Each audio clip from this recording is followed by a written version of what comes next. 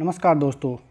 Monthly expiry का दिन निवेशकों के लिए बहुत खराब जाता हुआ नजर आया है। जिस प्रकार से गैप डाउन होने के बाद पहले ऐसा लग रहा था कि गैप डाउन होने के बाद अच्छा खासा सपोर्ट निफ्टी ने बना लिया है 17,050 का।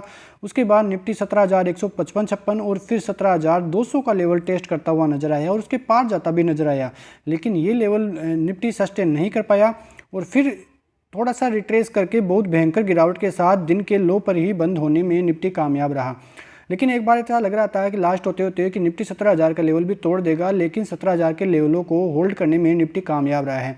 अब बाजार के लिए सबसे इंपॉर्टेंट लेवल 17,200 का ही रह जाएगा, क्योंकि जब तक निफ्टी 17,200 का लेवल पार नहीं करता है तब तक निफ्टी ऊपर की तरफ जाने में कामयाब नहीं रहेगा। वहीं बैंक निफ्टी की भी बात करें तो बैंक निफ्टी 40,200 का लेवल पार करने में कामयाब रहा था, लेकिन उस लेवल को होल्ड नहीं कर पाया और बंद होते होते 40,000 के लेवलों के नीचे और करीब 300-400 पॉइंट की गिरावट के साथ बंद होने में कामयाब रहा। बैंक निफ्टी के भी यही सूरत हाल थे कि एक बार ऐसा लग रहा था कि बैंक निफ्टी में भी ज़बरदस्त तेज़ी होती हुई नजर आएगी, लेकिन दिन के आखिर में बहुत भयंकर गिरावट का माहौल देखने को पड़ा।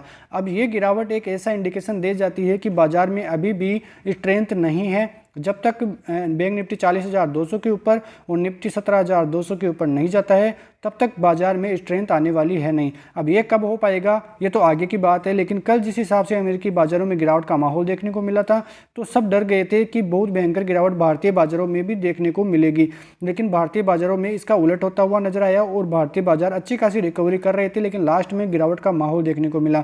अमेरिकी बाजारों का हाल तो आपको पता ही है कि जेरोम पावेल साहब की स्पीच जिस प्रकार से आई थी वो सबको डराने वाली थी। उन्होंने यही बोला था कि आगे भी इस प्रकार की गिरावट जो है देखने को मिल सकती है।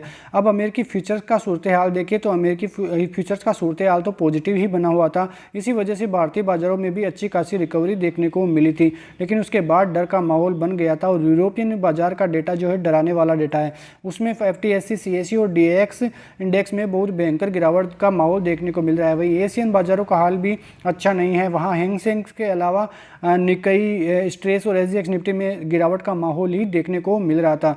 अब ये जो जेरोम पावेल की स्पीच थी, उन्होंने साफ साफ बोला था कि जब तक सेंट्रल बैंक चाहेंगे तब तक ब्याज दरें ऐसे ही बढ़ती रहेगी। उनका मेन बयान ये था कि जब तक जो महंगाई दर है वो 2% नहीं आ जाती है तब तक जो सेंट्रल बैंक है इसी प्रकार से रेटें बढ़ाते रहेंगे। अब कई विशेषज्ञों का मानना है कि रेटें जो है 4.5 से 5.75 तक जो है रह सकती है।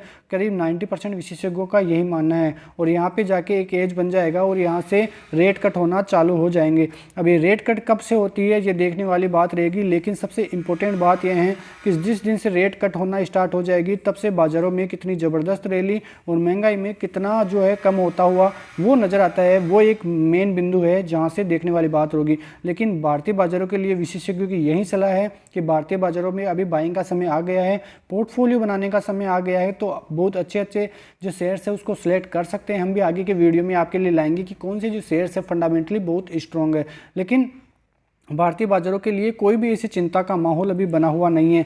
केवल जो ग्लोबली संकेत है वो थोड़े बहुत नेगेटिव दिखाई दे रहे हैं। अब ये फेड की जो चिंता है वो चिंता भी धीरे धीरे खत्म होती हुई नजर आएगी, तो कोई भी ऐसी चिंता नहीं बचेगी भारतीय बाजारों के लिए जिसकी वजह से भारतीय बाजारों में गिरावट का माहौल देखने को मिले। बैंकिंग की एक चिंता थी वो भारतीय बाजारों के लिए कुछ भी मायने नहीं रखती है, क्योंकि भारतीय बाजारों की बैंकों की जो स्ट्रेंथ है काफ़ी अच्छी है।